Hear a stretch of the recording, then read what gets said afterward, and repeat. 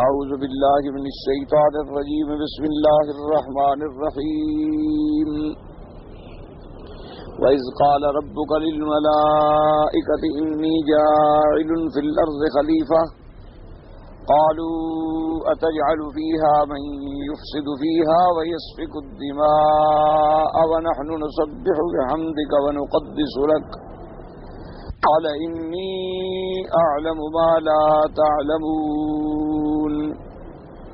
قال المؤلف والمفسر رحمه الله تعالى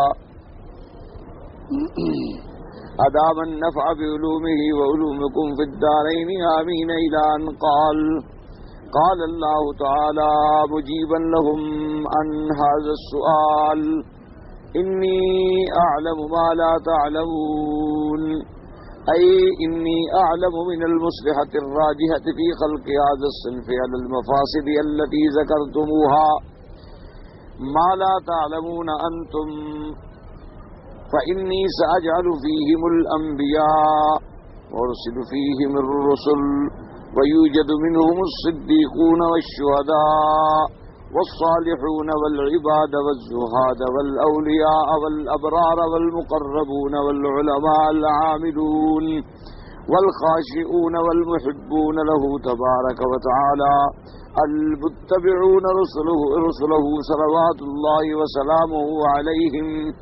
اب مفسر رحمت اللہ علیہ اس آیت مبارک پر ارشاد فرماتے ہیں کہ فرشتوں نے عرض کیا کہ پروردگار عالم آپ ایک ایسی صنف پیدا فرمائیں گے جو زمین میں فساد کرے گی، خون ریزی کرے گی. ہم جو آپ کی عبادت والے ہیں، تسبیح والے ہیں، تقدیس والے ہیں، تو ہم ہی میں سے یعنی اس نظام کو چلا لیں. تو اللہ نے فرمایا انی اعلم ما لا تعلمون، جو میں جانتا ہوں تم نہیں جانتے ہو. تو اس پر فرماتی ہیں کہ انی اعلم من المصلحۃ الراجحہ، اللہ نے فرمایا میں جانتا ہوں کہ اس مخلوق کے پیدا کرنے میں کیا مصالحتیں ہیں اور وہ ان مفاسد سے زیادہ ہیں جو مفاسد تم نے بیان کیے. جہاں اللہ نے فرمایا کہ میں بنی آدم کو پیدا کروں گا، اگر بنی آدم کے اندر فساد ہوگا تو ان کے اندر اطاعت بھی ہوگی. بنی آدم کے اندر اگر سفک دماء ہوگی تو وہاں پھر شہادت کا جذبہ بھی ہوگا. تو اللہ پاک نے فرمایا کہ چونکہ میں اس عالم کو ایک عالم ابتلا اور عالم امتحان اور عالم اختبار بنانا چاہتا ہوں کہ اس دنیا میں اپنے بندوں کو آزمائش کی جائے، ان کا امتحان لیا جائے اور ان کو ساری قوتیں اور نعمتوں سے سرفراز فرمایا جائے. تو اب جو ہم نے ان کے اندر قوات علمیہ رکھی ہیں، قوات عملیہ رکھی ہیں، قوات نظریہ رکھی ہیں، قوات فکریہ رکھی ہیں، قوات شہوانیہ رکھی ہیں، قوات غضبیہ رکھی ہیں، قوات حیوانیہ رکھی ہیں، ان ساری قوتوں کے اندر ایک حکمتیں ہیں اللہ تبارک و تعالی. کیونکہ جب ان قوتوں کا رخ آدمی سیدھے راستے پہ موڑ دے تو پھر مدارج پہ پہنچتا ہے اور روحانی ترقیوں سے ہمکنار ہوتا ہے. یعنی ایک آدمی کو اللہ نے قوت علم دی ہے، علمی قوتیں اس کے اندر موجود ہیں، تو اب اس سے وہ عالم بنیں گے، اس سے وہ مؤلف بنیں گے، اس سے وہ مفسر بنیں گے، اس سے وہ محدث بنیں. اگر وہ اسی اپنے علم کو نعوذ باللہ شیطانی علوم کے تابع کر دے تو پھر وہ کار مذلت میں گر جائے گا. اسی طرح اللہ تبارک و تعالیٰ نے ہر انسان میں ایک قوت شہوانیہ رکھی ہے کہ وہ لذتیں حاصل کرتا ہے، کھانے سے، پینے سے، عورت سے اور لباس سے، معقولات سے، مشروبات سے منتفع ہوتا ہے اور لذت حاصل کرتا ہے. تو جب وہ حدود اللہ میں رہ کے لذت حاصل کرے گا تو وہی عبادت ہے، اور جب حدود اللہ کو توڑے گا تو اب وہ سرکشی کا مرتکب ہوگا، تو پھر جہنم بھی تیار ہے اور سزائیں بھی تیار ہیں. تو اس لیے اللہ تبارک و تعالیٰ نے جتنی قوتوں کو پیدا کیا ہے اس میں حکمتیں. اگر ایک مخلوق میں ایک قوت ہی نہیں رکھی ہے تو ابتلا اور اختبار اور امتحان کا تو کوئی معنی ہی نہیں ہو سکتا. جیسے کہ اللہ نے فرشتوں کو معصوم بنایا، لیکن فرشتوں کی عصمت جو ہے وہ اختیاری نہیں، وہ اضطراری ہے. یعنی وہ عصمت ان کی اختیار کردہ نہیں ہے، بلکہ وہ گناہ کر سکتے نہیں، ان کے اندر گناہ کا مادہ ہی نہیں ہے. اصل عصمت اختیاری جو ہے وہ انبیاء علیہم الصلوات والتسلیم کو ہے کہ اللہ نے اپنے انبیاء کو، اپنے رسولوں کو معصوم بنایا. اللہ نے انہیں اتنی بڑی قوت دی، اتنی بڑی طاقت دی، اتنی بڑی صحت دی، اتنی بڑی جوانی دی، اتنا بڑا جمال دیا، لیکن پھر بھی وہ اللہ کے راستے پہ، اللہ کے حدود کے اندر پابند رہے. مجال ہے کہ نظر بھی ادھر ادھر بھٹک جائے تو پھر یہ مقام عصمت ہے. ایک آدمی کے پاس وہ قوت ہی نہیں ہے تو پھر بہادری کی کون سی بڑی بات ہے. تو اس لیے اللہ نے فرمایا کہ انی اعلم من المصلحۃ الراجع. اب دیکھیں نا، ایک آدمی بوڑھا ہو جاتا ہے، وہ کہہ جی میں بڑا شریف آدمی ہوں، صف اول میں نماز پڑھتا ہوں، میری نماز قضا ہی نہیں ہوتی، اور میں تو جناب آنکھ اٹھا کر بھی کسی نوجوان عورت کو نہیں دیکھتا. وہ دیکھنے کی قابلیت ہی نہیں رہی، تم بوڑھے ہو گئے، کسی کو دیکھو گے وہ تمہارے منہ پہ تھوک دے گی، دیکھنے کا فائدہ کیا ہوگا؟ اس وجہ سے تم نہیں دیکھتے ہو. اس میں کون سی بڑی بہادری ہے؟ اور تم نماز میں آ جاتی ہو، کون سی بڑی بہادری ہے کہ گھر میں تم فارغ ہو، گھر والے تم سے تنگ ہیں، نکل کے مسجد میں آ کے کچھ آرام حاصل کر لیتے ہو. اصل بہادری تو تب ہے کہ جوان ہے، بیوی بلا رہی ہے کہ میرے ساتھ لیٹو، آرام کرو، ابھی نماز میں 15 منٹ دے رہے ہو، کہتے ہیں نہیں میری تہجد چلی جائے گی، میں پہلے تہجد پڑھ لوں، نماز پڑھ لوں، تمہارے لیے پھر بھی تو دن موجود ہے، میں تمہارے حقوق بھی ادا کر سکوں. یہ ہے کمال کہ بستر دعوت دے رہا ہے، حسن دعوت دے رہا ہے، جوانی بلا رہی ہے، لیکن اللہ کی خشیت غالب ہے، اللہ کا خوف غالب ہے. وہ سب کچھ کو جھٹک دیتا ہے اور جا کے غسل کر رہا ہے اور ہاتھ باندھے اپنے پروردگار عالم کے سامنے کھڑا ہوا رو رہا ہے. اسی لیے علماء نے فرمایا کہ 4 چیزیں ایسی ہیں کہ وہ بظاہر حسن ہیں لیکن وہ کسی دوسرے کے لیے احسن بن جاتی ہے. کیا مانا؟ انہوں نے فرمایا کہ توبہ کرنا جو ہے بوڑھے آدمی کا یہ حسن ہے، اچھا ہے، بہت اچھا ہے کہ چلو بڑھاپے میں ہی توبہ نصیب ہو جائے، شکر کرے. لیکن اگر جوان توبہ کرے تو پھر احسن ہے، کیونکہ جوانی کے اندر آدمی گناہوں کو چھوڑ دے پھر بات تو تب ہوئی. اسی طرح انہوں نے فرمایا کہ حیا جو ہے مردوں میں یہ بڑا اچھا ہے، یعنی حسن ہے، لیکن اگر عورت میں حیا آئے تو پھر وہ احسن کے درجے پہ پہنچ جائے. انہوں نے فرمایا ہر آدمی عدل کرے یہ درجہ حسن ہے، بھی عدل کرو، انصاف کرو، لیکن اگر قضات اور عمراء اور ولاة عدل کریں تو وہ درجہ احسن پہ پہنچ جاتے. اسی طرح انہوں نے فرمایا کہ ایک سخی امیر آدمی ہے سخاوت کرے، بہت اچھی بات ہے، حسن ہے، لیکن غریب ہو کر بھی سخاوت کرے تو پھر احسن کے درجے میں پہنچ جائے کہ وہ خود بیچارہ محتاج ہے لیکن اللہ چارہ نہیں دیتا ہے، پھر وہ سخاوت کر رہا ہے. یؤثرون علی انفسہم ولو کان بہم خصاصہ. یہ مقام صحابہ رضوان اللہ علیہم اجمعین کا تھا کہ وہ اپنے نفسوں پر، اپنے اغراض پر ترجیح دیتے تھے دوسروں کو، کہ خود محتاج ہیں لیکن کہتے ہیں نہیں اچھا میرے بھائی کا وقت تو گزر جائے، میرا تو کسی طرح گزر ہی جائے گا. تو اس لیے اللہ نے فرمایا کہ فرشتوں میرے بندو، میں جو مخلوق پیدا کر رہا ہوں اس مخلوق کے اندر تمہیں ایک جانب ان کی برائیوں والی تو نظر آئی ہے، لیکن ان کے اندر جو مراتب ہیں، جو مقامات ہیں، وہ تمہیں نظر ہی نہیں آئے. ان کے اندر جو میں نے مصالحتیں اور مصلحتیں رکھی ہیں وہ اس کا تمہیں پتہ نہیں ہے. میں انہی کے اندر تم نہیں جانتے ہو. انی ساجعل فیہم الانبیاء، میں بنی آدم کی اولاد میں نبی پیدا کروں گا، میں رسول پیدا کروں گا، اور انہی کے اندر صدیق پائے جائیں گے، انہی کے اندر شہداء پائے جائیں گے، انہی کے اندر صالحین پائے جائیں گے، انہی کے اندر عباد پائے جائیں گے، عبادت کرنے والے، انہی کے اندر زہاد پائے جائیں گے، دنیا کو چھوڑ دینے والے کہ دنیا ہے لیکن پھر بھی غرض نہیں. انہی میں اولیاء ہوں گے، انہی میں ابرار ہوں گے، انہی میں وہ لوگ ہوں گے جو درجہ مقربین پہ پہنچیں گے، انہی میں علماء ہوں گے جو عمل کرنے والے ہوں گے، انہی میں ہوں گے جو اللہ سے ڈرنے والے ہوں گے، انہی میں ہوں گے جو اللہ سے محبت کرنے والے ہوں گے. انہی کے اندر میں پیدا کروں گا جو اپنے میرے بھیجے ہوئے رسولوں کی، پیغمبروں کی اتباع کرنے والے ہوں گے، ان کے نقش قدم پر چلنے والے ہوں گے. تو یہاں تمہیں مفسدین کا پہلو نظر آیا، تمہیں یسفک الدماء کا پہلو نظر آیا، تمہیں دوسرے پہلو کا پتہ ہی نہیں، تمہیں علم ہی نہیں ہے کہ ان کے اندر مراتب کتنے ہوں، ان کے اندر مدارج کتنے ہوں گے، ان کے اندر ایسے ایسے لوگ پیدا کروں گا.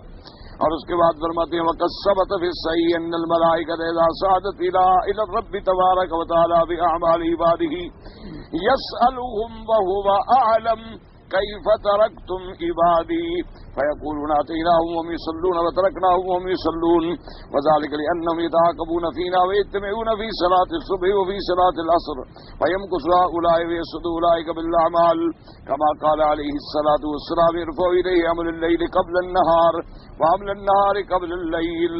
اب مفسر رحمۃ اللہ علیہ فرماتے ہیں کہ جیسے صحیح حدیث کے اندر یہ بات موجود ہے کہ ان الملائکۃ اذا صعدت الی الرب تبارک وتعالی باعمال عبادہ، جب فرشتے بندوں کے عمل لے کر اللہ تبارک و تعالی کی ذات کی طرف جاتے ہیں، صعود کرتے ہیں، اور اس کے بعد پروردگار عالم ان سے سوال کرتے ہیں، یسألہم وہو اعلم، حالانکہ رب تو جانتے ہیں کہ میں، لیکن پھر بھی میرا مالک سوال فرماتا ہے، فرماتے ہیں کیف ترکتم عبادی، تم میرے بندوں کو کس حال میں چھوڑ کے آ رہے ہو؟ فیقولون اتیناہم وہم یصلون، انہوں نے کہا پروردگار عالم جب ہم وہاں پہنچے تو تیرے بندے نماز میں مشغول تھے، وَتَرَكْنَاهُمْ وَهُمْ يُصَلُّونَ، اور تیرے بندوں کو ہم نے اس حال میں چھوڑا کہ وہ نماز کے اندر مصروف تھے. وَذَلِكَ لِأَنَّهُمْ يَتَعَاقَبُونَ فِينَا وَيَجْتَمِعُونَ فِينَا فِي صَلَاةِ الصُّبْحِ وَفِي صَلَاةِ الْعَصْرِ، چونکہ ملائکہ جو ہیں وہ صبح کے وقت میں اور عصر کے وقت میں اکٹھے ہوتے ہیں. کیا مانا، جو رات کے والے ہیں وہ عصر کو پھر اوپر چلے گئے، دوسرے ڈپٹی پہ آ گئے، اسی طرح پھر جو صبح والے ہیں وہ صبح کو آ گئے اور رات والے جو ہیں واپس چلے گئے. تو جب وہ صبح کو جاتے ہیں تو دیکھتے ہیں کہ اللہ کے بندے نماز کے اندر ہیں، اور جب وہ عصر کو دیکھتے ہیں تو اللہ کے بندے نمازوں کے اندر یعنی مصروف ہوتے ہیں. اور اس کے بعد فرماتے ہیں یہ صدو لائی کبھی اللہ کے، اسی طرح حدیث پاک میں آیا میرے آقا سرکار مدینہ صلی اللہ علیہ وسلم نے فرمایا ارفعوا الیہ عمل اللیل قبل النہار، اللہ کی طرف اعمال بندوں کے اٹھا لیے جاتے ہیں، رات کے عمل دن ہونے سے پہلے چلے جاتے ہیں، یعنی صبح صبح نماز کے وقت. وعمل النہار قبل اللیل، اور دن کے عمل جو ہیں وہ رات کے آنے سے پہلے پہلے یعنی غروب شمس سے پہلے پہلے جو ہیں آسمانوں پہ چلے جاتی ہیں پروردگار عالم کے پاس. تو اللہ تبارک و تعالیٰ اپنے بندوں کو پوچھتے ہیں تو خوش نصیب ہیں وہ بندے جو ان دو وقتوں میں اللہ کی نماز میں شریک ہوتے ہیں. اسی لیے حکم ہے کہ فجر کی نماز جو ہے وہ ایسا وقت ہے، اللہ نے فرمایا ان قرآن الفجر کان مشہودا، صبح کی نماز کی تلاوت جو ہے وہ ایسی ہے جس میں اللہ کے ملائکہ رات کے بھی موجود ہیں، فجر کے بھی موجود ہیں. اور اسی طرح حضور پاک نے فرمایا کہ جس شخص نے نماز عصر چھوڑ دی یا جس شخص نے نماز عصر نہ پڑھی گویا اس کے مال و اہل برباد ہو گئے، کیونکہ نماز عصر جو ہے اللہ نے قرآن مقدس میں ارشاد فرمایا حافظوا علی الصلاۃ والصلاۃ الوسطی، اور جمہور مفسرین کا یہ قول ہے کہ صلاۃ الوسطی سے مراد صلاۃ العصر ہے. تو اس لیے آدمی کا اب صبح کو بھی الحمدللہ اگر اس کی حاضری خیر میں لگ جائے اور شام کو بھی اس کی حاضری خیر میں لگ جائے تو ہم انسان ہیں، کوئی خطا بھی ہو جاتی ہے، غلطیاں بھی ہو جاتی ہیں، انسان سے گناہ بھی ہو جاتی ہیں، صغائر بھی ہو جاتے ہیں، تو مولا کریم وضو کی مہربانی سے، نماز کی وجہ سے، عبادت کی وجہ سے معافیاں بھی عطا فرما دیتے. اب اسی سے اندازہ فرمائیں کہ میرے مالک الملک نے کتنی اپنے بندوں پہ رحمت فرمائی ہے کہ جیسے حدیث میں آتا ہے کہ جب آدمی بازار میں گزر رہا ہو اور وہ یہ کلمہ لا الہ الا اللہ وحدہ لا شریک لہ لہ الملک ولہ الحمد یحیی ویمیت وہو علی کل شیء قدیر، تو ایک روایت مبارک میں یہ آتا ہے کہ اگر وہ یہ کلمہ پڑھ لے تو اللہ تبارک و تعالی اس کے 1000 گناہ معاف فرما دیتے ہیں. اور ایک روایت میں آتا ہے کہ 1000 نیکیاں بھی لکھ دی جاتی ہیں. تو اب اسی سے اندازہ کریں کہ آدمی بازار میں گزرتے گزرتے اگر 2 دفعہ 3 دفعہ 4 دفعہ 10 دفعہ پڑھ لے مشکل کیا ہے. تو اگر 10 دفعہ مثلا کسی نے پڑھ لیا تو 10,000 گناہ، تو کون 10,000 گناہ کرتا ہے دن میں؟ اللہ تو معافی دینے کے لیے بس ایک بہانہ ہے کہ تم آؤ تو صحیح میرے رستے پر. اللہ تبارک و تعالیٰ نے اپنے بندوں کو بخشنے کے لیے بس ایک ایسی دریائے رحمت بہایا ہوا ہے، لیکن کوئی بدبخت ہو کہ اس کو اتنے بڑے دریائے رحمت سے بھی قطرہ پانی کا نہ ملے. اب دیکھو نا جی، سارا حرم میں ماشاءاللہ زمزم بھرا ہوا ہو اور ایک آدمی کہا جی مجھے زمزم نہیں ملا سارے حرم میں، تو آپ کیا کہیں گے کہ بھئی یہ آدمی بے وقوف ہے یا زمزم نہیں ہے حرم میں؟ یعنی قدم قدم پہ ایک نعمت اللہ کی موجود ہے. کہ وضو کرو ہاتھوں کے گناہ گر گئے، منہ دھویا تو منہ کے گر گئے، پاؤں دھوئے تو پاؤں کے گر گئے۔ اللہ پاک تو معافی دینے کے لیے اس کی رحمت جو ہے ایسی ہے۔ دریا کیا چیز ہے؟ دریا کیا نسبت رکھتا ہے خدا کی رحمت کے سامنے؟ وہ تو رحمت کے موجیں ہیں اور چل رہی ہیں، بس صرف یہ ہے کہ ذرا بندہ بنے تو صحیح نا، اپنے آپ کو بندہ تو بنائے نا۔ جب اپنے آپ کو ہم بندہ بھی نہ سمجھیں اور انسانوں کے بجائے اللہ معاف فرمائے کہ ہم بھیڑیے اور جانور بن جائیں تو پھر کیا ہو؟ یہی وجہ ہے، یاد رکھو، آج پوری دنیا میں مسلمان زیادہ ہے لیکن ہر جگہ ذلیل ہے۔ وجہ کیا ہے کہ اسلام نہیں رہا۔ صرف نام ہے کہ ہم مسلمان ہیں، اسلام نہیں باقی رہا ہمارے۔ اب جہاں دیکھیں اور پھر یہ اللہ کی سنت اللہ ہے۔ سارا قرآن جو تم پڑھتے ہو اسی لیے تو نہیں پڑھتے ہو نا کہ بس قرآن پڑھیں گے بس ختم ہو جائے گا، بس ماشاءاللہ، اور اس کے بعد بس ختم ہو گیا، دعا مانگ لی، السلام علیکم، میں نے قرآن پڑھا۔ قرآن جو پڑھتے ہو تو بھئی آخر غور کرو کہ پچھلی قوموں پر جو عذاب آئے ہیں تو کیوں آئے؟ لوط علیہ السلام کی قوم پر جو اتنا بڑا عذاب آیا کہ لاکھوں کی آبادی کو اللہ نے الٹ دیا اور تباہ کر دیا، کیوں؟ ان کے اندر لواطت کی بیماری موجود کہ وہ لڑکوں سے بدفعلی۔ ایمان سے کہو آج مسلمانوں میں یہ بیماری نہیں ہے؟ ٹھنڈے دل سے، بڑے آرام سے، سکون سے سوچیں کہ مسلمان قوم کیا آج اس بیماری میں مبتلا نہیں ہے؟ کہ اللہ معاف فرمائے، نہ مدرسے محفوظ ہیں، نہ سکول محفوظ ہیں، نہ کالج محفوظ ہیں۔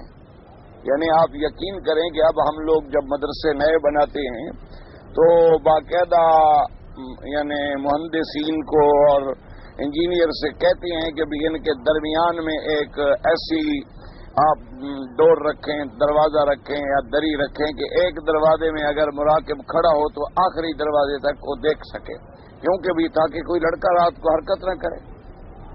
یعنی نگرانی کرنی پڑتی ہے۔ یہ تو ہم اپنے مدرسوں کی بات کریں، ہم تم پر نہیں اعتراض کر رہے، ہم اپنے گناہ کا بات عرض کر رہے ہیں۔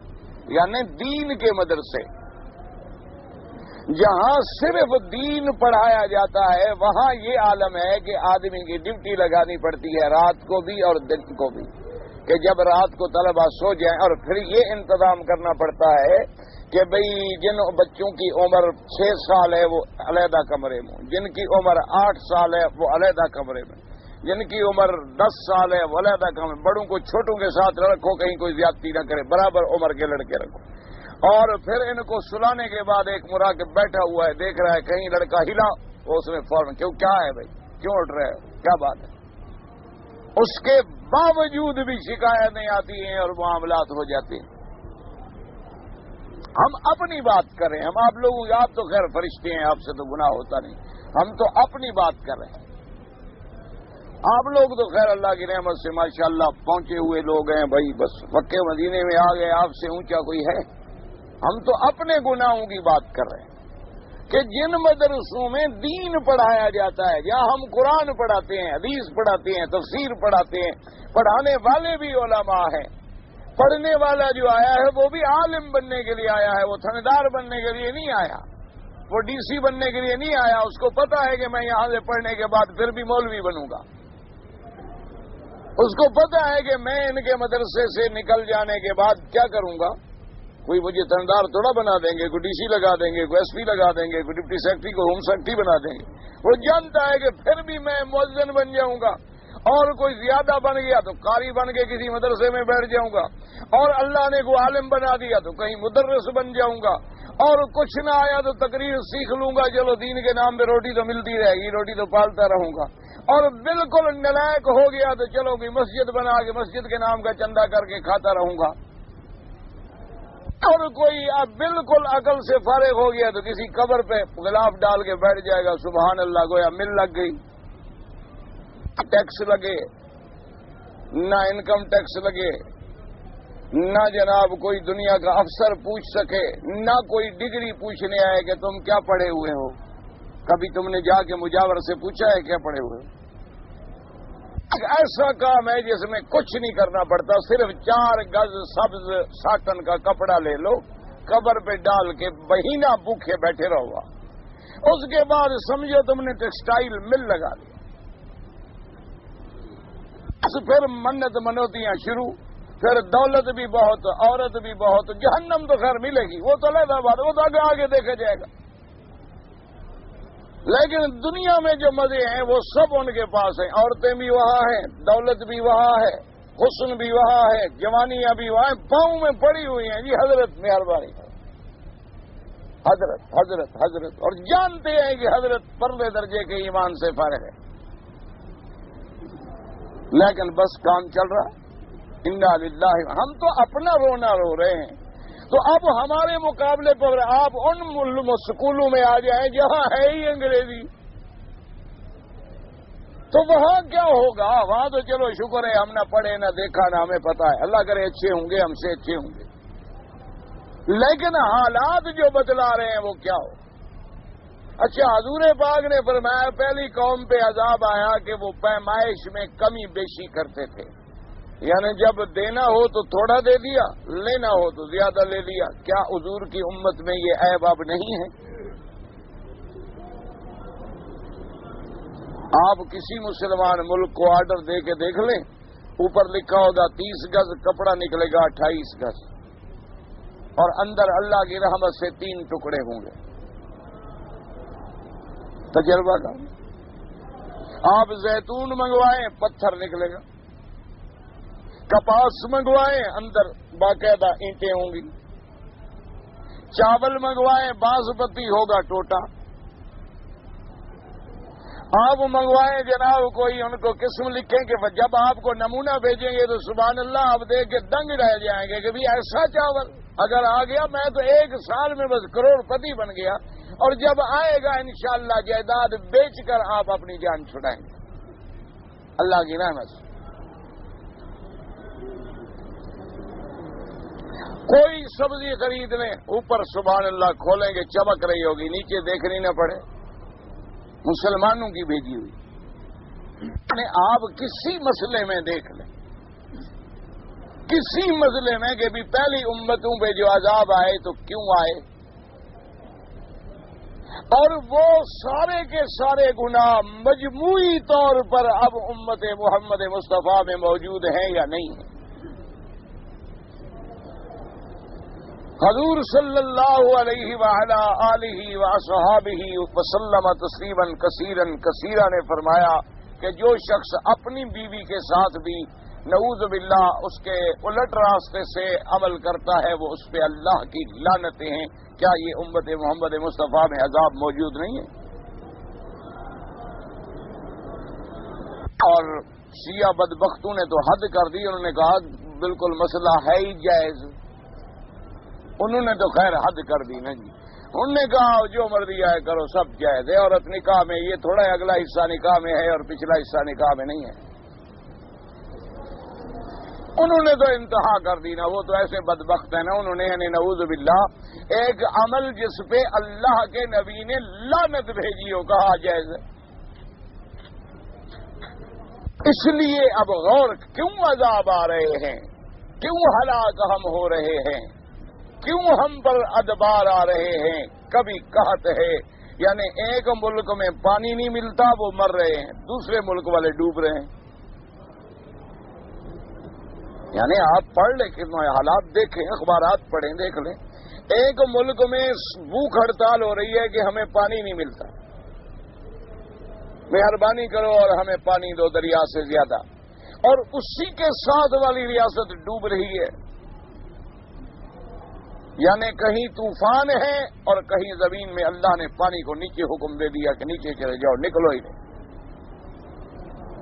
جہاں طوفان ہے وہاں بھی عذاب اور جہاں پانی نہیں وہاں بھی عذاب، یعنی 2 شکلوں کے عذاب بیک وقت اور ساتھ ساتھ، یعنی یہ ریاست پانی کے بغیر اور یہ ریاست پانی سے زیادہ ہونے کی وجہ سے، یہ بھی پانی کی وجہ سے مر رہے ہیں، قلت آب، اور یہاں کثرت آب۔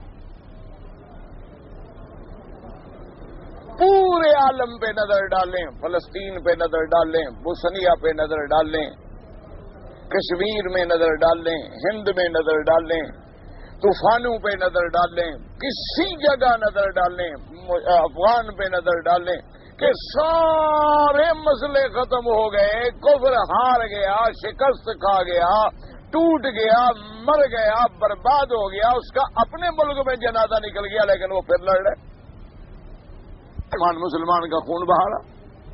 اب کس سے لڑ رہے ہو؟ اب کوئی کافر ہے وہاں؟ کیا جھگڑا ہے آخر؟ وجہ کیا ہے؟ اصل وجہ یہ ہے، یاد رکھو کہ ہم ان کو ڈھونڈتے ہیں کہ بھئی ہاں اس لیے لڑائی ہے کہ یہ مولوی صاحب مجھ سے ناراض ہیں، یہ بات نہیں ہے، اصل اللہ ناراض ہے۔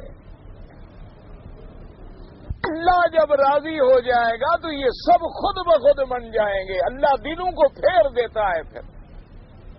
اور جب اللہ ناراض ہو جاتے ہیں، اسی لیے مالک ابن دینار رحمت اللہ علیہ نے لکھا کہ میں جب گھر میں دیکھتا ہوں کہ میری بیوی نے آج میری بات نہیں مانی، میں نے اپنی بیوی سے ایک بات کہی لیکن اس نے نہیں مانی، میں نے اپنے نوکر سے ایک بات کی اس نے کام نہیں کیا، میں فوراً سمجھ جاتا ہوں کہ آج مجھ سے کوئی ایسا گناہ ہوا ہے کہ اللہ نے ان کے اندر نافرمانی پیدا کر دی۔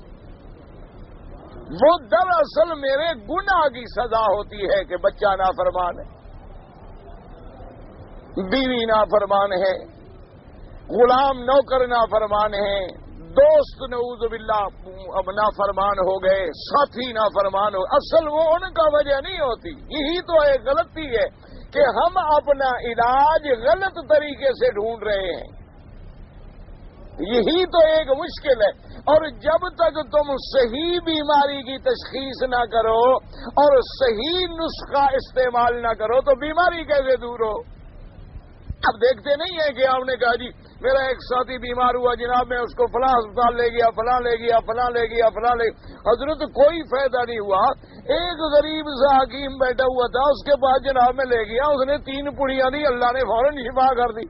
وجہ کیا ہے کہ اس کو بات اللہ نے سمجھا دی، اس کے دماغ میں بات بیٹھ گئی، وہ مرض کی تہ میں پہنچ گیا، اس کا اس نے صحیح علاج کر دیا، تم نے استعمال کر۔ اصل میں ہم ڈھونڈ رہے ہیں کہ ہم سے شرق راضی ہو گیا تو یہ ہوگا، اور غرب راضی ہو گیا تو یہ ہوگا، شمال راضی ہو گیا تو یہ ہوگا، جنوب راضی ہو گیا تو یہ ہوگا، یہ بندہ میرے ساتھ مل گیا تو میں جیت جاؤں گا، یہ بندہ مل گیا تو میں ہار جاؤں گا۔ یہ بالکل غلط بات ہے، یہ نسخہ ہی نہیں ہے۔ اصل بات یہ ہے کہ ہم سے اللہ ناراض ہیں۔ ہم اب علاج کیا ہے؟ توبہ۔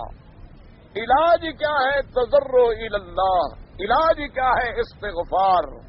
اسی لیے امام احمد رحمت اللہ علیہ نے فرمایا کہ جب تم پر کوئی حاکم ظلم کرے، تم پر کوئی بڑا سختی کرے، تم اس کی ہلاکت ولاکت کی دعا نہ مانگو، تم اپنے گناہوں سے توبہ کرو، اللہ راضی ہو جائے، وہ اسی کو تمہارے لیے نرم کر دے گا، اسی کو تمہارے لیے مہربان کر دے گا۔ اور جب تم اللہ کے نافرمان ہوگے تو وہ تمہارے اوپر جو حاکم ہیں ان کو تمہارے اوپر ظالم بنا دے گا۔ اس لیے میرے عزیز اب نظر ڈالیں پورے عالم میں کہ ایسے نہیں ہم پر عذاب آتے، وما ظلمناہم ولکن کانوا انفسہم یظلمون۔ اللہ نے فرمایا میں اپنے بندوں پہ کبھی ظلم نہیں کرتا، وہ اپنی جانوں پہ خود ظلم کرتے۔ اللہ نے فرمایا ہم کبھی کسی قوم کو عذاب نہیں دیتے جب تک وہ عذاب کے پورے اسباب مکمل کر کے اس انتہا پہ نہیں پہنچ جاتے کہ اب میری تقدیر کا یہ فیصلہ ہوتا ہے کہ بس ان کو مٹا ڈال۔ جیسے کہ آدمی کو کینسر ہو گیا، اب ڈاکٹر کہتا ہے جی یہ عضو کاٹنا ہی پڑے، وہ کہتا ہے جی اب بندہ نہیں بچ سکتا، ہاتھ کاٹنا ہی ہوگا، اب کہتے ہیں جی کاٹو، وہ کہتا ہے جی اب ٹانگ بھی کاٹنی پڑے، کہتے ہیں کاٹو۔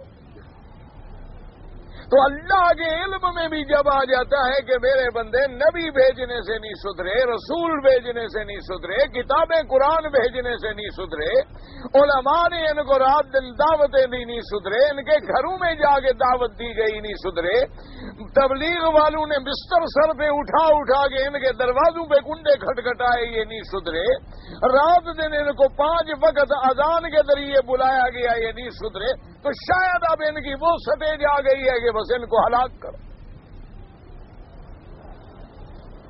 اس لیے ہمیشہ جب بھی کوئی پریشانی آئے جیسے ہے کہ ما نزل بلاء الا بذنب وما رفعت الا بتوبہ، کوئی ہم پر پریشانی نازل نہیں ہوتی مگر ہمارا گناہ ہمارا گناہ ہوتا ہے، اور وہ بیماری اور مصیبت نہیں ٹل سکتی مگر توبہ سے، کہ آپ توبہ کریں، استغفار کریں، تضرع اللہ کریں، اور اپنے اس گناہ کو یاد کریں کہ آج مجھ سے کون سا گناہ ہوا ہے جس کی مجھے یہ سزا ملی۔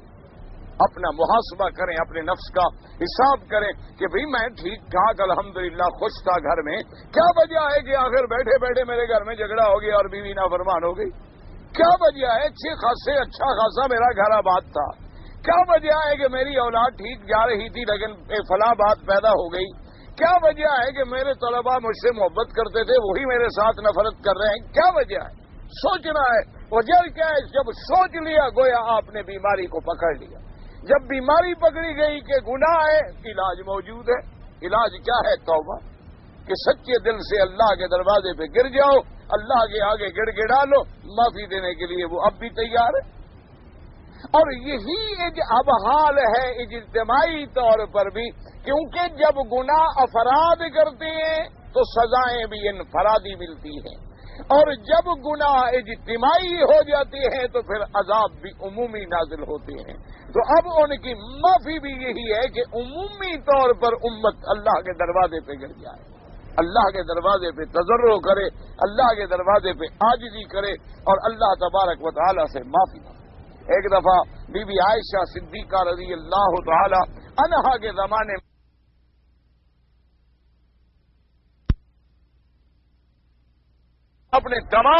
اپنے ولاد کو خط حکم لکھا کہ یہ جتنے عذاب آ رہے ہیں ہمارے معصیت کی وجہ سے ہیں، تم سب لوگ اپنے گھروں سے باہر نکلو اور سڑکوں پہ آ جاؤ، دھوپ میں آ جاؤ، اللہ کے آگے نمازیں پڑھو، تضرع کرو، عاجزی کرو اور خدا کے دروازے پہ گر جاؤ، گڑ گڑاؤ، اللہ سے مانگو، اور جس کو اللہ نے کوئی توفیق دی ہو وہ تھوڑی بہت خیرات بھی کرے اللہ کے راستے میں۔ تو امت نے فوراً یہ کام شروع کیا، ساری پریشانیاں دور ہو گئی، ساری پریشانیاں ٹھیک ہو گئی۔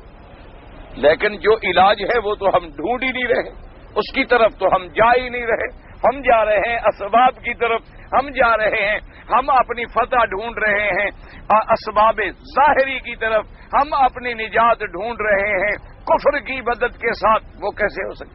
سوال نہیں پیدا۔ اس لیے دعا کریں اللہ ہم سب سے اپنے عذاب رفع فرمائے، پریشانیاں رفع فرمائے اور ہمیں ہدایت کے راستے پہ لگائے۔ تو اس لیے فرماتے ہیں انی اعلم ما لا تعلمون وقیل ما لا قوله تعالی جوابا لهم اعلم ما لا تعلمون انی لی حکمت مفصلۃ فی خلق هؤلاء بل حالت ما ذکرتم لا تعلمونها۔ اب جناب فرماتی ہے کہ جواب گویا کہ یہ ہو گیا انی یا ان اعلم ما لا تعلمون، یعنی میری اس کے اندر بڑی بڑی حکمتیں ہیں جو تم نہیں جانتے ہو۔ وقیل انه جواب وَنَحْنُ نُسَبِّحُ بِحَمْدِكَ وَنُقَدِّسُ لَكَ فَقَالَ إِنِّي أَعْلَمُ مَا لَا تَعْلَمُونَ أَيْ مِنْ وُجُودِ إِبْلِيسَ بَيْنَكُمْ وَلَيْسَ هُوَ كَمَا وَصَفَتْكُمْ أَنفُسُكُمْ بِهِ۔ اب بعض علماء نے فرمایا کہ جب انہوں نے کہا، ایک تو تھے نا بات سمجھیں، وَإِذْ قَالَ رَبُّكَ لِلْمَلَائِكَةِ إِنِّي جَاعِلٌ فِي الْأَرْضِ خَلِيفَةً، بس اب فرشتوں نے کہا قالوا اتجعل فيها من يفسد فيها ويسفك الدماء ونحن نسبح بحمدك ونقدس لك قال اني اعلم ما لا تعلمون، یعنی انی اعلم ما لا تعلمون جواب ہوا اس کا کہ من یفسد اتجعل فیہا من یفسد فیہا ویسفک الدماء، کہ آپ زمین میں اس کو خلیفہ بنانا چاہتے ہیں جو فساد کریں گے اور خون ریزی کریں گے۔ اللہ نے فرمایا میں جانتا ہوں تم نہیں جانتے۔ اب یہ دوسری بات ہے، بعض علماء نے فرمایا کہ نہیں، جب فرشتوں نے کہا نحن نسبح بحمدک ونقدس لک، ہم تیری پاکی بولنے والے، تیرا حمد کرنے والے، تیری بزرگی کا بیان کرنے والے ہیں، تو اس پر اللہ نے جواب دیا انی اعلم ما لا تعلمون، تم جو کہتی ہو ہم تسبیح کرنے والے ہیں، پاکی بولنے والے ہیں، تمہارے اندر بھی تو ابلیس ہے، تمہیں اس کا بھی پتہ نہیں۔ انی اعلم ما لا تعلمون، تم کیا کہہ رہے ہو؟ میں جانتا ہوں تم نہیں جانتے، تمہارے اندر بھی تو ایک بیٹھا ہوا ہے جو میرا انکار کرے گا۔ تو اس لیے بعد میں فرمایا یہ اس کا جواب ہے، لیکن مفسرین جمہور اسی طرف ہے کہ پہلی بات کا جواب۔ اب اس کے بعد فرماتے ہیں وَقِيلَ بَلْ تَظْنُونَ قَوْلًا وَتَجْعَلُ فِيهَا مَن يُفْسِدُ فِيهَا وَيَسْفِكُ الدِّمَاءَ وَنَحْنُ نُسَبِّحُ بِحَمْدِكَ وَنُقَدِّسُ لَكَ طَلَبًا مِّنْهُمْ أَن يَسْكُنُوا الْأَرْضَ بَدَلَ بَنِي آدَمَ۔ بعض علماء مفسرین نے فرمایا کہ دراصل فرشتوں کے عرض کرنے کا مقصد یہ تھا کہ مولا زمین میں تم آدم کی اولاد کے بجائے ہمیں زمین میں آباد کر دو، ہم تیری تسبیح تقدیس تیرے حکم کی اطاعت کرنے والے ہیں۔ اللہ نے فرمایا انی اعلم ما لا تعلمون، کیوں؟ اللہ حکمتیں جانتی ہے کہ زمین کے اندر جو چیزیں ہیں ان سے جب نفع کرنے کی تمہارے اندر صلاحیت ہی نہ ہو تو تم زمین پہ کیا کرو گے؟ اللہ نے زمین کے اندر پانی رکھا، تم تو پیتے نہیں۔ اللہ نے زمین کے اندر کھانے رکھے، نعمتیں رکھی، تم تو کھانے سے پاک، تم تو پینے سے پاک، تم تو معقولات و مطعومات و مشروبات کی لذات سے پاک، تو پھر ان چیزوں میں جو تمہیں میں رکھوں جن چیزوں سے تم منتفع ہونا بھی نہیں جانتے اور تم منتفع ہو بھی نہیں سکتے، میں جانتا ہوں میری کیا حکمتیں ہیں۔ میں تو وہاں ایسی مخلوق پیدا کروں گا کہ جو زمین کے اندر ہو اور زمین کی نعمتوں سے منتفع ہونے کی صلاحیتیں بھی رکھتی ہو، اور ان کے اندر پھر خیر بھی ہوگی، شر بھی ہوگا۔ اور اس کے بعد فرماتی وقال اللہ تعالی لهم انی اعلم ما لا تعلمون من ان بقاؤکم فی السماء اصلح لکم ولیک بکم ذکر الراضی ما غیریا من الاجوبۃ واللہ اعلم۔ اللہ نے فرمایا میں جانتا ہوں تم نہیں جانتے، تمہارا آسمانوں میں رہنا تمہارے لیے زیادہ بہتر ہے، تمہارے لیے زیادہ لائق ہے۔ اس کے بعد فرماتے ہیں اقوال مفسرین واستماع کر رہا ہوں کہ جو کچھ ہم نے یہ ذکر کیا ہے اس پر مفسرین کرام رحمہ اللہ تعالی علیہ مجمعین کے اقوال نقل کرتے ہیں۔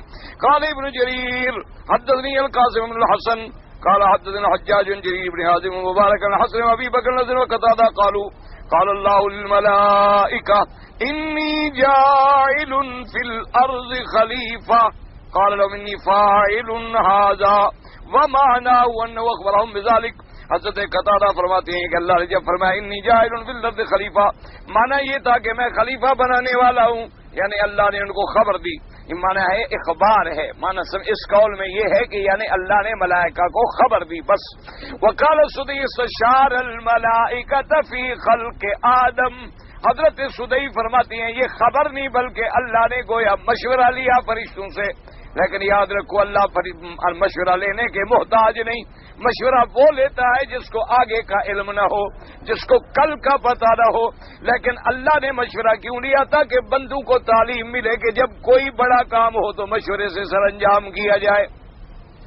اس کے بعد فرماتے رواه ابن بیاد وقال روان قتادنا وهذه العبارة لم ترجع إلى بعض الأخبار وفيها تساهل وعبارة الحسن وقتادة في رواية ابن جرير أحسن والله تعالى عالم۔ یعنی ابو مفسر رحمۃ اللہ علیہ فرماتے ہیں کہ استشار بھی ہو تو اس کے اندر بھی تو معنی اخبار خود بخود پایا جاتا ہے، اگر استشارہ میں اخبار نہ ہو تو پھر تو بڑا عجیب تصویر، اگر مشورہ لیا جائے تو خبر تو آ گئی نا، مشورہ کس بات کا؟ پہلے خبر دی نا کہ میں خلیفہ آدم بنانا چاہتا ہوں، اس پر استشار ہوگا تو خبر تو خود بخود ہو گئی۔ فرماتی انی جاعل فی الارض، اب ارض سے کیا مراد ہے؟ قال ابن بیات مدنا بھی قال حدنا ابو سلمۃ قال حدنا حماد بن طاہر صاحب عبد الرحمن بن ثابت ان رسول اللہ صلی اللہ علیہ وعلی آلہ وصحبہ وسلم قال دحیت الارض من مکہ واول من طاف البیت الملائکہ۔ اس حدیث پاک میں آیا میرے آقا نے ارشاد فرمایا کہ زمین کو مکے سے بچھایا گیا، گویا یعنی مرکز اصلی جو ہے دنیا کا یہ مکہ، یہی سے پوری زمین کو اللہ نے بچھایا۔ اور فرماتے ہیں واول من طاف بالبیت الملائکہ، اور اس اللہ کے گھر کا سب سے پہلے جنہوں نے طواف کیا وہ اللہ کے فرشتے ہیں۔ وقال اللہ انی جاعل فی الارض خلیفہ یعنی مکہ۔ بعض مفسرین نے فرمایا کہ ارض سے مراد یہاں زمین مکہ ہے۔ وهذا مسلم فی سند ظفر فی مدرج والمراد بالارض مکہ واللہ اعلم، یعنی مفسر فرمایا کہ اس کے اندر ذوب پائے جاتے ہیں، ارض سے مراد جنس ارض ہے، یہ ضروری نہیں کہ ارض سے مراد صرف ارض سے مراد مکہ ہی لیا جائے۔ فإن الظاہر ان المراد بالارض اعم من ذلك، بلکہ ظاہر بات یہ ہے کہ ارض الارض الف لام جو ہے جنس کے لیے، یعنی اللہ نے فرمایا انی جاعل فی الارض، اس سے مراد یہ نہیں تھا کہ مکے میں خلیفہ بھیج رہا ہوں، مراد تھا پوری زمین کے لیے، کیونکہ یہ لفظ عام ہے۔ اب فرماتے ہیں کہ خلیفہ کا کیا معنی؟ قال صدیق فی تفسیر نبی مالک و نبی صلی اللہ علیہ وسلم بعض المرتن اصول الناس من الصحابہ رضوان اللہ تعالی علیہم اجمعین ان اللہ تعالی قال للملائکۃ انی جاعل فی الارض خلیفہ قالوا ربنا وما يكون ذاك الخلیفہ قال يكون له ذریۃ یسکنون فی الارض حاسدون یقتلون بعضهم بعضا۔ اب جناب جب اللہ نے فرمایا کہ میں زمین میں خلیفہ بنانا چاہتا ہوں تو فرشتوں نے پوچھا کہ مولا وہ خلیفہ جو ہے وہ کیا کریں گے؟ آپ نے فرمایا اس خلیفے کی اولاد ہوگی، اس خلیفے کی بڑی اولاد ہوگی، وہ زمین میں فساد بھی کریں گے، ان میں حسد بھی ہوگا، ایک دوسرے کو قتل بھی کریں گے۔ قال ابن جریر فكان تعویل آیت رہا انی جاعل فی الارض خلیفۃ من یخلفنی بالحکم بالعدل بین خلقی وان ذلک الخلیفۃ هو آدم ومن قام مقام اطاعت اللہ ولکم العدل بین خلقه واما الافساد وسفك دماء غیر اکاب من غیر خلفائه۔ اب رحمۃ اللہ علیہ فرماتی ہیں، ابن جریر فرماتی ہیں کہ اگر یہ معنی مراد لیا جائے تو معنی یہ ہوگا کہ انی جاعل فی الارض خلیفۃ منی، کہ میں زمین میں اپنی طرف سے ایک نائب بنانا چاہتا ہوں، یخلفنی فی الحکم بالعدل، تاکہ وہ میری خلافت کا فریضہ سر انجام دے، نیابت کا فریضہ سر انجام دے کہ عدل کے ساتھ حکم کرے۔ اور اس خلیفے سے مراد کیا ہے؟ یعنی آدم علیہ السلام، اور اسی طرح پھر جو آدم کے قائم مقام آئیں گے اللہ کی طاعت میں اور اللہ کے حکم کے مطابق عدل کے ساتھ مخلوق میں انصاف کرنے والے۔ فرمایا باقی رہا افساد و سفک الدماء بغیر حقها، باقی فساد کرنا یا خون بہانا جو ہے، یعنی یہ نہیں کہ وہ اس خلیفے کے ہوگا بلکہ اس کی اور ذریت سے ہوگا من غیر خلفاء۔ قال ابن جریر انما معنى الخلافة الذي ذكرها الله انما هي خلافة قرن منهم قرنا قال والخلیفۃ والفعیلۃ من قوم خلف فلان فلان في هذا الامر اذا قام مقامه في بعده كما قال تعالى ثم جعلناكم خلائف في الارض من بعدهم لننظر كيف تعملون۔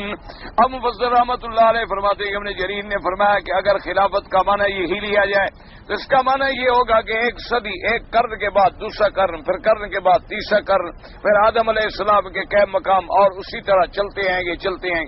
خلیفہ کا وزن کیا ہے؟ فعیلہ کیا معنی؟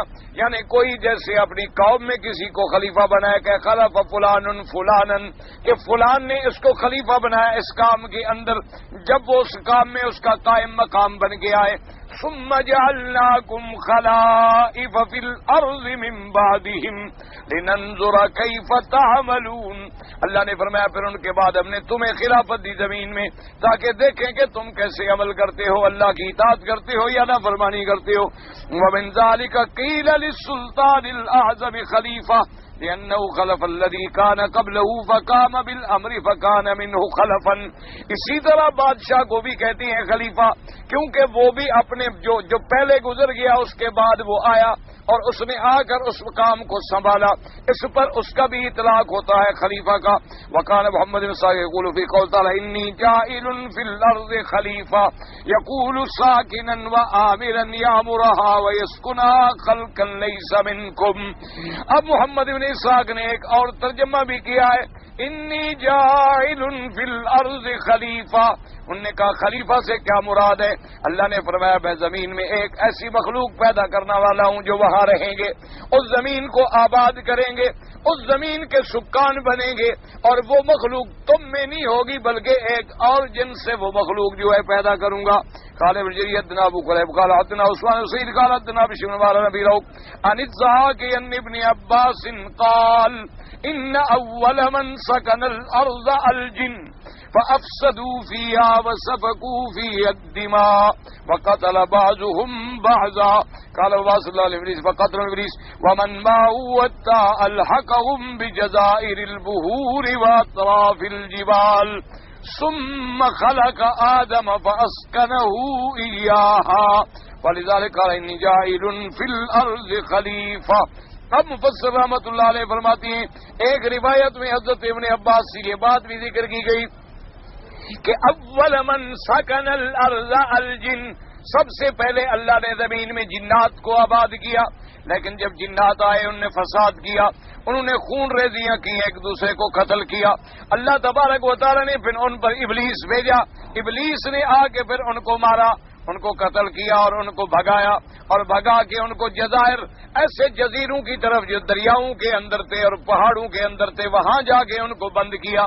پھر اللہ تبارک و تعالی نے آدم علیہ السلام کو پیدا کیا، تو گویا آدم ان کے بعد آئے، اس لیے خلیفہ کہلائے، یعنی پہلی مخلوق جو تھی وہ جن آباد تھے، انہوں نے فساد کیے، ان کے فساد کو اللہ نے ختم کیا، اور اس کے بعد پھر اللہ نے آدم علیہ السلام کو پیدا کیا۔ تو خلیفہ کا معنی یہ ہوتا ہے جو پہلے چلا جائے اس کے بعد آئے، تو گویا وہ پہلی آبادی ختم ہو گئی، اب ان کے خلیفہ کون بنے؟ آدم علیہ السلام۔ واللہ تعالی اعلم وعلمہ اتم۔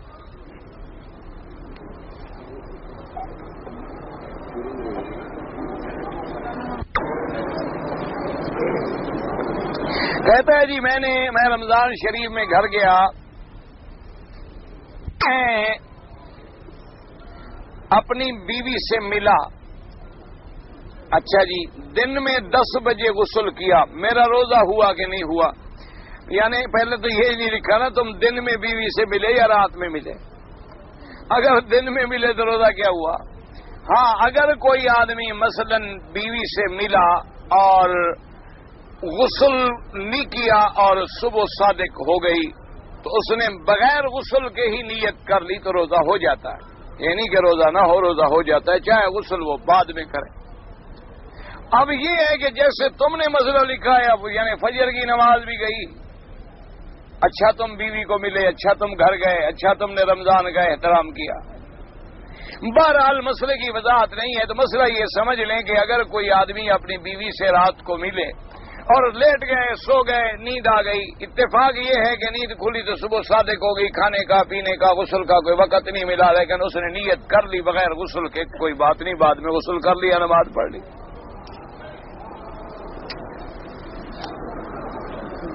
میں نے اپنے گناہوں سے توبہ کر رکھی تھی لیکن مجھ سے پھر گناہ ہو گیا۔ بات یہ سمجھیں کہ بندے کا کام ہی توبہ کرنا ہوتا ہے کہ خیر، آپ حدیث میں آتا ہے، نے فرمایا کلنا خطاؤن وخیر الخطائین التوابون، او کما قال، حضور نے فرمایا ہم سب خطا کار ہیں، ہم سے گناہ ہوتے ہیں، لیکن اللہ کو وہ خطا کار پسند ہیں جو توبہ کریں۔ اس کا مطلب یہ نہیں ہوتا کہ تم روز کرتے رہو، توڑتے رہو، نہ، تم اپنے دل سے سچی توبہ کرو۔ لیکن انسان ہے، اگر پھر بھی اس سے خطا ہو جائے تو توبہ کا دروازہ تو بند نہیں ہو گیا، پھر توبہ کرو اور اپنی اصلاح کرو اور آئندہ اس گناہ کے قریب نہ جاؤ۔ کہتے ہیں جی کہ ہمیں فقہ جعفریہ والے کہتے ہیں کہ الصلاۃ خیر من النوم کے الفاظ کسی حدیث سے ثابت کرو، نہ پہلے وہ حدیث ماننے کا لکھ دیں تو ہم حدیث بھی ان کو بتلا دیں، صرف صلاۃ خیر من النوم والی حدیث مانیں گے، باقی حدیثیں ان سے کہیں کہ پہلے وہ لکھ دیں کہ ہمیں جو حدیث میں ہوگا بخاری شریف میں، مسلم میں، سیاستہ میں ہمارا ایمان ہے، پھر ہم ان کو الصلاۃ خیر من النوم والی حدیث بھی دکھلا دیتے۔ اب یہ تو نہیں ہے کہ صرف الصلاۃ خیر من النوم والی حدیث مانیں گے، باقی اچھا تم علی ولی اللہ وسیع اور رسول اللہ خلیفۃ بلا فصل والی حدیث دکھاؤ ہمیں، تم نے جو اذان میں اتنا بڑا ٹکڑا گانٹھا ہوا ہے اس کی کوئی حدیث وہ تمہیں نظر نہیں آئی۔ اصل میں بات یہ ہے کہ یہ ساری چیزیں احادیث میں موجود ہے کہ اذان کے بارے میں مشورے ہوئے کہ کیا کیا جائے۔ صحابہ نے بعض نے کہا کہ ہم آواز دیں، یعنی ڈبہ بجا دیا جائے، لوگ سمجھیں کہ نماز کا وقت ہے، بعض نے کہا لکڑی بجائی جائے، بعض نے کہا کہ وہ ایک سینگ ہوتا ہے نا یہ جو بلنگ بجاتے ہیں یہ بجایا جائے، بعض نے کہا کہ آگ جلا دی جائے۔ تو اس کے بعد ایک صحابی نے خواب دیکھا، جب خواب دیکھا اور حضور کے سامنے ذکر کیا تو حضور نے اسی کو پسند فرما دیا۔ تو جو چیز حضور کسی بات کو قبول فرما لیں وہ سنت رسول ہوتی ہے، ایک بات کو سمجھا کرو، یعنی اگر ایک عمل کسی نے کیا لیکن حضور کے سامنے کیا، حضور نے فرمایا ٹھیک ہے، تو وہ سنت ہے محمد مصطفیٰ، اس کا وہی درجہ ہے جو حدیث رسول اللہ کا درجہ ہے۔ حدیث قولی بھی ہوتی ہے، فعلی بھی ہوتی ہے، تقریری بھی ہوتی ہے، یعنی ایک بات جو حضور نے فرمایا وہ بھی حدیث، ایک وہ کام جو میرے پاک نبی نے خود کیا وہ بھی حدیث، ایک کام تو کسی دوسرے نے کیا لیکن حضور نے فرمایا ٹھیک ہے بالکل ٹھیک ہے، تو وہ بھی حدیث ہے رسول۔ اس بات کو سمجھو، یہ تو صرف ایسے ہیں بیچارے۔ پہلے یہ تو بتائیں، یہ فقہ جعفریہ جن نے بنا رکھی ہے، حضور کے زمانے کے بعد صحابہ کا دور آیا، پھر تابعین کا دور آیا، ہمیں پورے عالم میں کوئی ایک شہر تو بتائیں 10,000 کی آبادی کا جہاں یہ فقہ ہو کہ نا جی اب ہم کہہ سکتے ہیں نا جی فقہ حنفی ہے۔ اچھا بھی کیا بھی ماورا نہر سارا فقہ حنفی ہے، افغانستان، پاک، ہند، یہ وہ سب علاقوں میں فقہ حنفی۔ اچھا بھی فقہ شافی ہے، ابھی مصر ہے، فلاں علاقہ فقہ شافی ہے، فلاں علاقہ بھی فقہ مالکی ہے، فلاں علاقہ بھی ابھی اس علاقے میں فقہ حنبلی۔ بھئی ان کی جو یہ فقہ ہے تو آخر پوری دنیا کائنات جو اللہ نے پیدا فرمائی ہے 1200 سال میں 10,000 کی ایک بستی ہمیں دکھائیں جہاں یہ نافذ ہو۔ اب وہ کہہ دیں ہم نافذ کریں تو جو پہلے نہیں تھی تو اب کہاں سے آ گئی؟ اب وہ کہیں کہ جی ہاں ہمارے ملک میں ہے۔ سوال یہ ہے کہ جب پہلے سے ثبوت نہ ملے اس کا تو پھر کہاں سے آئے گی؟ امام صادق، امام جعفر صادق علیہ السلام کی نسبت سے آپ یہ بات کرتے ہیں تو بہرحال حضرت امام جعفر نے کہیں اس کو نافذ کیا۔ اچھا، اور اگر اسی کو بھی ہم تمہارے ساتھ مانتے ہیں، اسی فقہ جعفری میں لکھا ہوا ہے کہ سیاہ کپڑے پہننا، ماتم کرنا جو ہے لانتی کا کام ہے، مانتے ہو؟ اسی تمہاری فقہ میں لکھا ہوا، کیونکہ حضور کی حدیث مبارک ہے نا، حضور نے فرمایا کہ من لبس السود وشق الجیوب وضرب الاخدود فلیس منا۔ تو امام جعفر صادق رحمہ اللہ تعالیٰ تو وہی روایت کریں گے جو ان کو اپنے نانا سے ملی ہے۔ انہوں نے فرمایا حضور کا فرمان ہے جو سیاہ کپڑے پہنے، رخساروں پہ تھپڑ مارے، کپڑے پھاڑ ڈالے، سروں میں مٹی ڈالے، اس کا محمد مصطفیٰ سے کوئی تعلق۔ کیونکہ اہل بیت رسول بھی تو حدیث کہاں سے روایت کریں گے؟ محمد مصطفیٰ سے۔ اصحاب رسول بھی کہاں سے روایت کریں گے؟ محمد الرسول اللہ سے۔ ان کا تو دین بھی ایک، مذہب بھی ایک، فقہ بھی ایک، کتاب بھی ایک، حدیث بھی ایک، قرآن بھی ایک۔ ان کے اندر تو کسی قسم کا کوئی جھگڑا ہے ہی نہیں۔ تو یہ علیحدہ جو بات ہے، تو بہرحال آپ کوئی ایسی بستی ڈھونڈیں 1200 سال پہلے ذرا ہمیں دکھائیں، یعنی جعفر صادق کے زمانے سے ہمیں دکھائیں تو تاکہ ہم مانیں تو صحیح کہ کہاں ہے۔ کہتے جی کہ ہمارے ہاں حق مہر جو ہیں 2 قسم کے ہوتے ہیں، ایک ہوتا ہے معجل عین کے ساتھ، ایک ہوتا ہے معجل حمزے کے ساتھ، یعنی معجل کا معنی ہوتا ہے جلدی دیا، فوراً دیا، معجل کا معنی ہوتا ہے بعد میں۔ تو آپ نے وہ بعد والا کو دیا بھی ہے یا بعد میں مرنے کے بعد دو گے بیوی کو؟ بھئی معجل کا معنی تو ہوا نکاح کے وقت میں بیوی کو حق المہر ادا کرو فوراً۔ اچھا، معجل کا معنی ہے بعد میں یعنی 6 مہینے بعد، سال بعد، 2 سال بعد۔ یہ تو نہیں کہ 10 بچے ہو گئے تم نے ابھی تک نہیں دیا تو بعد میں دوں گا، کب؟ اس کی بھی کوئی حد ہے یا نہیں ہے، یا مرنے کے بعد تم سے لیا جائے گا؟ ایک بھائی اور ایک بہن باپ کی جائیداد کے حقدار میں برابر ہیں۔ کیوں برابر ہیں؟ لڑکے کو 2 حصے ملیں گے، لڑکی کو 1 ملے گا۔ برابر کیا مطلب ہے؟ لڑکے کے لیے اللہ نے 2 حصے رکھے ہیں، للذکر مثل حظ الانثیین۔ یہ تو قرآن پاک کا حکم ہے کہ لڑکے کو 2 حصے ملیں گے، لڑکی کو 1 ملے گا۔ مقصد ہے کہ اگر جائیداد ہے اس کو اس انداز میں تقسیم کیا جائے گا کہ لڑکے کے حصے 2 ہوں گے، لڑکی کا حصہ اس سے آدھا ہوگا۔ اور اس کی وجہ ہے کہ لڑکی باپ سے بھی جائیداد لیتی ہے، پھر خامن سے بھی جائیداد لیتی ہے، اور لڑکی کی جب تک شادی نہ ہو تو خرچہ باپ کے ذمے، شادی ہو جائے تو خامد کے ذمے، اور لڑکا اگر باپ غریب ہو تو باپ کا خرچہ بھی لڑکے کے ذمے، بیوی کا خرچہ بھی لڑکے کے ذمے۔ اس لیے اللہ نے عدل کیا ہے۔ یہ نہیں کہ اللہ نے نعوذ باللہ نا انصافی کی ہے کہ لڑکے کو ڈبل دے دیا اور لڑکی کو آدھا دے دیا۔ لڑکی تو زیادہ لے گئی، کیونکہ 18 سال تک جب اس کی شادی نہ ہو اس کا سارا خرچے کا ذمہ دار اس کا باپ ہے۔ جب شادی ہو جائے تو خرچہ، نفقہ، سکنا، گھر، مکان، نخرے، ناز خاوند کے کھاتے میں پڑ گئے۔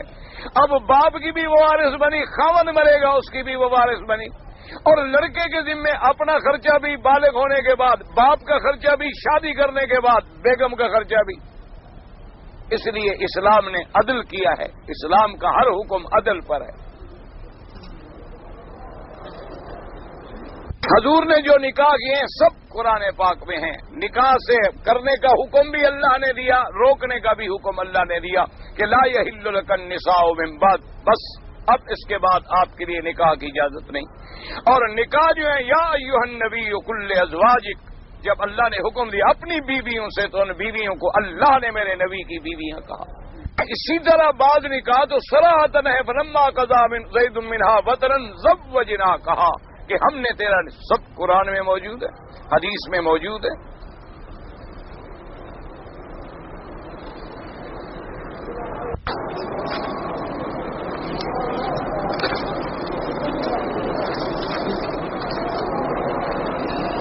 یہ مجھے نہیں پتا کیا ہے کہ ایک گھر میں باپ بیٹے ہیں, کھانا گھر میں موجود ہے, کام کاج نہیں کرتا ہے.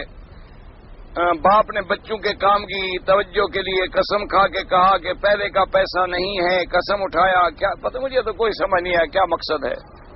کوئی سمجھ آئے تو جواب دوں. میرے دل میں برے خیال آتے رہتے ہیں, کوئی بات نہیں, دل میں برے خیال اللہ نے معاف کر دیے ہیں تو ڈرنے کی کیا ضرورت ہے. اور برے خیال اسی کے دل میں آئیں گے جس میں ایمان ہوگا. ایمان نہ ہو تو برے خیال ڈالنے کے, پہلے ہی برائی بھری ہوئی ہو تو برے کے اندر کیا برائی جائے گی. صاف جگہ ہو تو کوئی گند پھینکنے کی کوشش کرتا ہے, یہ تو کوئی ڈرنے کی بات نہیں ہے, اچھی بات. اگر اکیلے میں نماز پڑھی جائے سمع اللہ لمن حمدہ, ہاں بالکل اکیلے پڑھو گے تو کہو گے سمع اللہ لمن حمدہ ربنا ولک الحمد, سب کہو گے.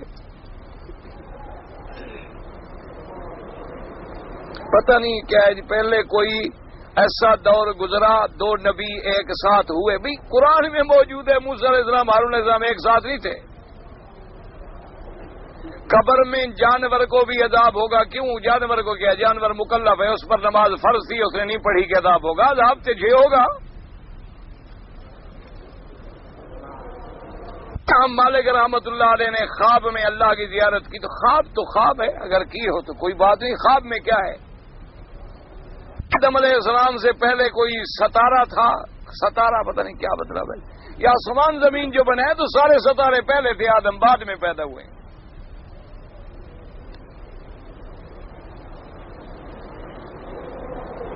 ارے ساتھی ہے وہ کرتا ہے کیا پتہ نہیں کہ میں زکوٰۃ کا حقدار ہوں, تو تم دیکھ لو حقدار ہے تو زکوٰۃ دو, نہیں ہے تو ایسے تو سب کہتے رہتے ہیں, ایسے تو سب کہتے رہتے ہیں. آپ نے دیکھا نہیں ہے, بعد ایسے بھی آتے ہیں گھر ہاتھ میں اندر 2000 کی گھڑی باندھی ہوئی ہوگی, کہا زکوٰۃ کا حقدار. اور زکوٰۃ کے تو مٹی حقدار ہو, تمہارے ہاتھ میں تو 2000 روپے کی گھڑی باندھی ہوئی ہے, اللہ کے بندے. بہرحال تم تحقیق کرو, وہ حقدار ہے تو دے دو, حقدار نہیں ہے تو نہ دو. اس لیے شریعت میں حکم ہے کہ زکوٰۃ سب سے پہلے اپنے رشتہ داروں میں دو.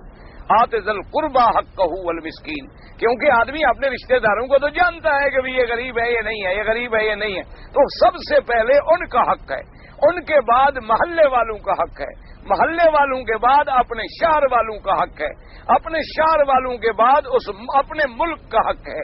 اس طرح, اس لیے کیوں, تاکہ ہم صحیح بندے کو زکوٰۃ دیں. یہ جو مانگے تانگنے والے ہیں یہ تو ماشاءاللہ بڑے کاروباری ہوتے ہیں.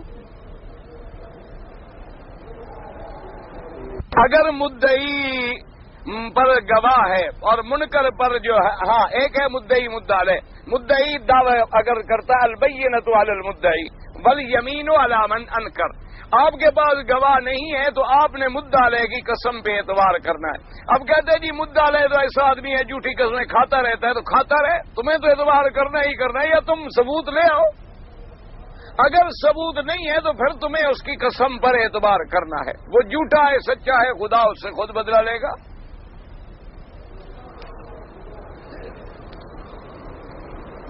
قانون تو عربی لغت, قانون کہا, نظام نہیں کہا, مجھے نہیں پتا بھی کیا مقصد ہے تمہارا.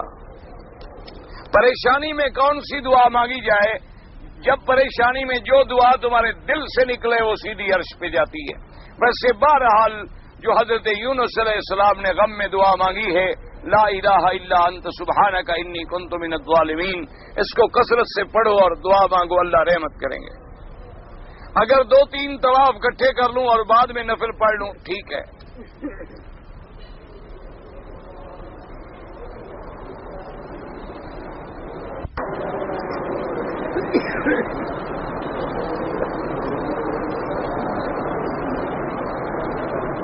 بھئی یہ جو آپ نے خط لکھا ہے کہ ہم ایئر کنڈیشن کا کام کرتے ہیں، مجبور ہیں جھوٹ بولنے پر، کوئی جھوٹ بولنے میں مجبور نہیں ہوتا. آپ مجھے خود ملیں، بتائیں کیسے مجبور ہیں آپ؟ اتنا خط تو مجھ سے نہیں پڑھا جاتا. اللہم صلی علی سیدنا محمد وعلی آل سیدنا محمد کما صلیت علی ابراہیم وعلی آل ابراہیم فی العالمین انک حمید مجید. یعنی آج کے دور میں کوئی یہ بھی کہتا ہے کہ میں سچ بولنے پہ مجبور ہوں؟ یعنی ہر آدمی اپنے، یہ اللہ کے بندے، کوئی جھوٹ انسان جب جھوٹ بولو تو بولنا ہی پڑے گا. تم سچ بولنے کا فیصلہ کر لو، اللہ تمہارے لیے سچ میں رزق پیدا فرما دے گا. کیونکہ صدق کو ینجی، سچ جو ہے نجات کا ذریعہ ہے اور جھوٹ ہلاکت کا ذریعہ ہے. وقتی طور پہ آدمی سمجھتا ہے کہ میں جھوٹ بول کے کما رہا ہوں، وہ کما نہیں رہا، وہ تو اپنے رزق کو حرام کر رہا ہے، برکتیں ختم کر رہا ہے. تم سچ بول کے تجربہ تو کرو، مہینہ 2 مہینے تو رگڑا لگے گا، اس کے بعد اللہ ایسا دروازہ کھولیں گے تمہیں جھوٹ بولنے کی ضرورت ہی نہیں پڑے گی. اللہم صلی علی سیدنا محمد وعلی آل سیدنا محمد وبارک وسلم. یا اللہ یا رحمان یا رحیم یا حی یا قیوم یا ذو الجلال والاکرام. یا الہ العالمین، ہم تیرے بندے ہیں، عاجز ہیں، خطا کار ہیں، گناہگار ہیں، ہمیں معافی عطا فرما دے. یا اللہ ہمارے گناہ معاف فرما دے. یا اللہ عالم اسلام سے اپنے عذاب رفع فرما لے. یا اللہ اسلام کی عزت و غلبے اور نصرت کا فیصلہ فرما دے. یا اللہ کفر کی ذلت کا فیصلہ فرما دے. یا اللہ مجاہدین افغانستان، مجاہدین کشمیر، مجاہدین فلسطین، مجاہدین بورسنا اور ہرسک، ان کی قدم قدم پہ نصرت فرما. شان کن فیکون سے ان کی مدد فرما. اتحاد اتفاق عطا فرما. یا اللہ مسلمان ہندوستان میں ہیں، بنگلہ دیش میں ہیں، برما میں ہیں، اراکان میں ہیں، پاکستان میں ہیں، عرب میں ہیں، عجم میں ہیں، ان کی جان مال آبرو عزت کی حفاظت فرما. ان کے مساجد مدارس کی حفاظت فرما. یا اللہ جہاں جہاں سیلاب کا عذاب آیا ہوا ہے عذاب رفع فرما. مسلمانوں کے فصلات کی رزق کی حفاظت فرما. یا اللہ عالم اسلام کے جتنے ملک ہیں سب کی حفاظت فرما. حرمین الشریفین کو قیامت تک ہر فتنے سے محفوظ فرما. یا الہ العالمین پاکستان کو استحکام نصیب فرما. یا اللہ قرآن و سنت کا قانون نافذ فرما. یا اللہ تیرے علم میں ہے جو قرآن و سنت کے حامی ہوں ان کی قدم قدم پہ مدد فرما، اور جو مخالف ہوں ان کو ہدایت عطا فرما. ربنا آتنا فی الدنیا حسنۃ وفی الآخرۃ حسنۃ وقنا عذاب النار. ربنا ظلمنا انفسنا ان لم تغفر لنا وترحمنا لنكونن من الخاسرین. صلی اللہ تعالی علی خیر خلقہ سیدنا محمد وعلی آلہ وصحبہ اجمعین.